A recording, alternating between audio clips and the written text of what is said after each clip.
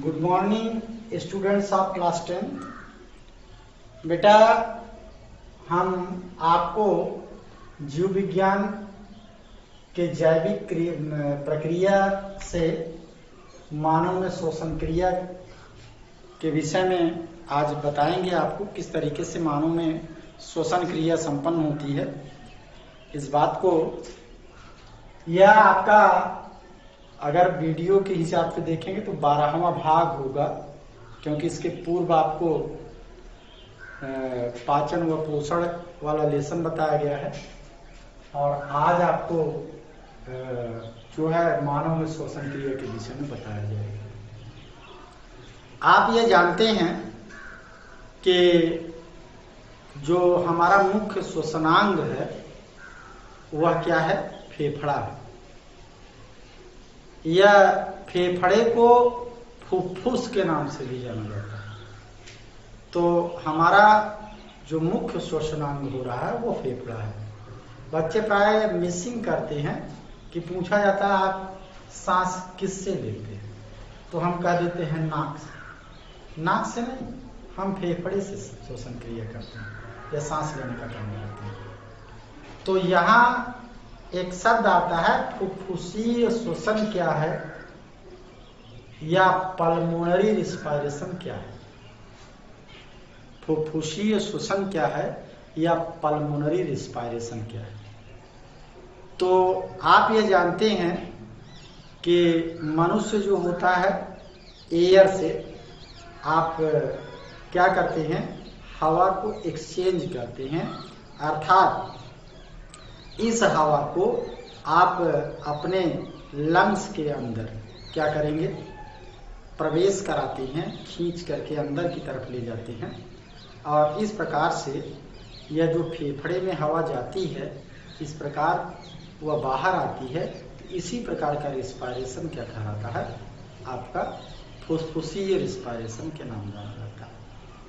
तो यह इस पल्मोनरी रिस्पायरेशन में कैसे कैसे हवा किन किन भागों से होकर के गुजरता है, इस बात को आपको जानना है। तो पहली चीज तो यहाँ जो दो नासा छिद्र हैं, नॉस्ट्रिल जिसे आप कह रहे हैं, ये आता है।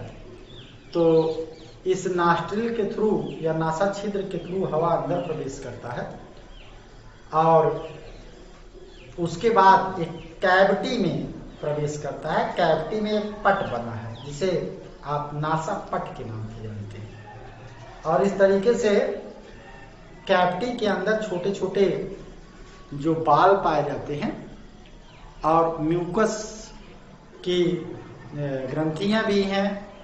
उस म्यूकस की ग्रंथि के द्वारा और बाल के द्वारा डस्ट इत्यादि को पकड़ने का काम, धूल के कणों को पकड़ने का काम किया जाता है। तो आप ये कहेंगे कि उससे हवा फिल्टर हो जा रही है, जो धूल के कण इत्यादि पकड़ लिया तो अब अंदर लंग्स में ऐसी कोई चीज या रिस्पायरेटरी ट्रैक के अन्य पार्ट में कोई ऐसी चीज नहीं जाएगी कि जिससे वो एलर्जी काज करे या किसी पार्ट को एडवर्स इफेक्ट से प्रभावित करे। ये सारी चीज नहीं जाएगी। तो सबसे पहले आपने जाना नॉस्ट्रिल एंड नेजल चैम्बर, अर्थात नासिका और नासिका गुहा के विषय में। दूसरी बात, फिर हवा आती है फायरिंग्स में, थ्रोट जिसको आप गर्दन कर सकते हैं, गला कर सकते हैं। तो इस थ्रोट रीजन में या फायरिंग्स रीजन में हवा आती है।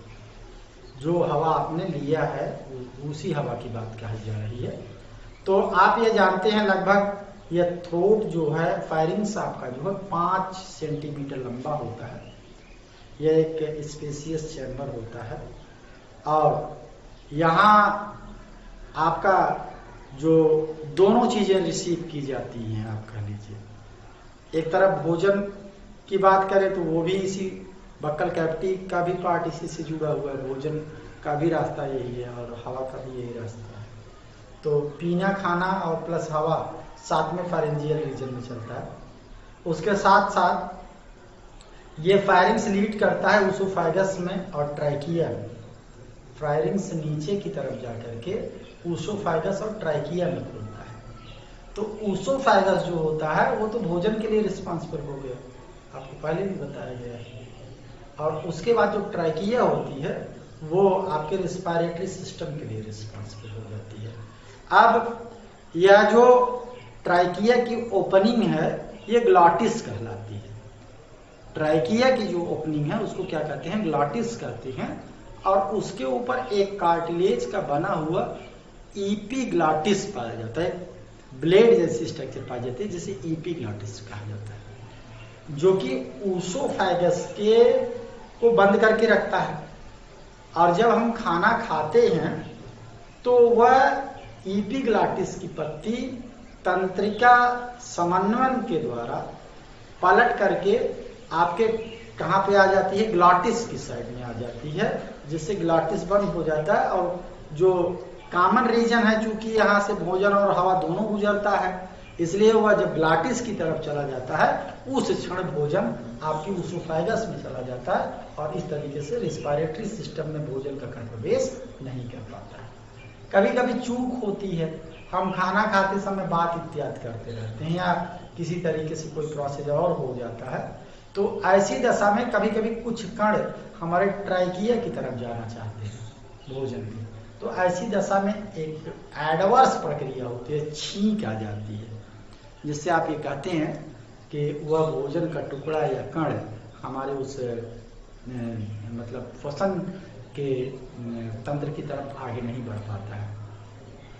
अगली बात आप जानते हैं कि यह जो फिर लैरिंग्स आता है, आपके तीसरे नंबर पर लैरिंग्स है जो वॉइस बॉक्स कहलाती है। लैरिंग्स के द्वारा साउंड प्रोडक्शन काम किया जाता है। लैरिंग्स आपका ये भी कार्टिलेज का बना हुआ स्ट्रक्चर है, ये साउंड प्रोडक्शन में मदद करता है और यह ट्रैकिया के ऊपरी पार्ट पर पाया जाता है। ये ट्रैकिया के ऊपरी पार्ट की ओपनिंग पर पाया जाता है। फिर आपकी ट्रैकिया और ब्रोंकी की बात आती है। तो यह जो आपकी ट्रैकिया है यह लगभग 10 से 15 सेंटीमीटर लंबी होती है और नीचे की तरफ दो भागों में विभाजित हो जाती है और इसके ऊपर इस तरीके से 16 से 20 की संख्या में कार्टिलेज के बने हुए अर्धचंद्राकार छल्ले पाए जाते हैं, जो हवा के आदान प्रदान के समय इस छल्लों से क्या होता है कि हवा कोलैप्स नहीं कर पाती, इसकी दीवार सटने नहीं पाती है और व्यक्ति आसानी से सांस लेता रहता है। और ये जो ब्रोंकी है, जो ट्रैकिया नीचे की तरफ दो भाग में बटी है जिसे आप ब्रोंकी कह रहे हैं, ये ब्रोंकी फेफड़े पे जा करके मिलती है और ये फेफड़ा आपका जिस कैविटी में है उसे आप बक्ष कैविटी या चेस्ट कैविटी के नाम से जानते हैं।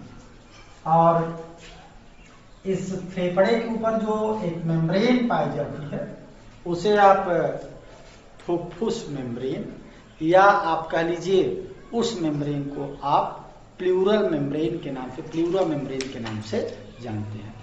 तो ऐसी दशा में इस फेफड़े में बहुत सारे, ये फेफड़ा सेल का बना हुआ है, फेफड़ा जो है सेल का बना हुआ है, उस लगभग दोनों फेफड़ों में